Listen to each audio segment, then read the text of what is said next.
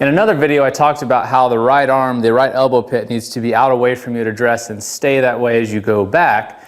And one of the key aspects of getting a full turn is this guy being in the right position at setup and during the backswing, but also another sensation that a lot of golfers don't have and they lose, and it causes them to not make a full turn and they create a very narrow backswing. A narrow backswing would look something like this. My arms are very close to my body. You can see I haven't made much of a turn, and my right arm is very collapsed. I've got a lot of flexion here.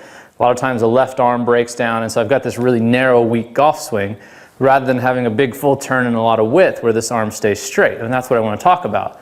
Once you've got this right elbow in the right position during the swing, the most important feeling for most golfers, and again, a lot of things I do on the website, I'm talking about a broad generalization here. Not everybody's exactly the same, obviously, but to most golfers, they have to feel that this right arm never folds all the way to the top of the backswing and period. So what happens most times when people don't make a full turn is that this right arm starts folding early. So they go back and this guy's already folded like this, and then by the time they're here, their arms and their shoulder girdle, especially this lead shoulder girdle, feels fully loaded up. So they're not going to keep turning. So you can see my right shoulder on the right side of my head.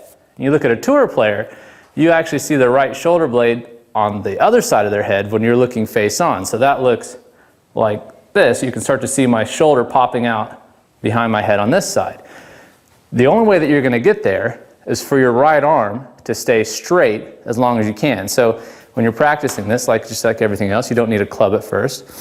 So what I'm going to practice, I've got my right elbow pit in the right place. As I go back, I'm going to keep it straight as long as I can, and if I keep it straight, it's going to almost act like a piston moving my right shoulder blade back, but as soon as it bends, then it acts like a shock absorber, and so the shoulder stops moving. So this is club still moving a long ways, but you'll see that my shoulder is really going to slow down, versus if I keep it straight, my shoulder has to keep moving in order for the club to turn. That's how you make a full turn. So if I practice turn, turn, turn, turn, turn, you're going to see my right shoulder start to pop out over here. Now I have a little bit of flexion at the top, and the less flexion I have, the easier it is to keep this left arm straight. When people get all collapsed at the top and this left arm's broken down, it's almost always because this guy's bending too much way too soon. So you really need to check this on video, because to keep your arms straight, you're going to feel like you're at the top of the swing and your arms look like this. But they won't be. I've never had anybody not actually fold their right arm. But the feeling is that it doesn't fold during the entire swing. It's just a sensation, but you have to do that in order for your body to make this full rotation. You have to keep that right arm straight. And of course, just like in the other video, it has to be in the right position, but you need to make sure that it stays straight as long as humanly possible. And that will act as a piston that will push that right shoulder blade back.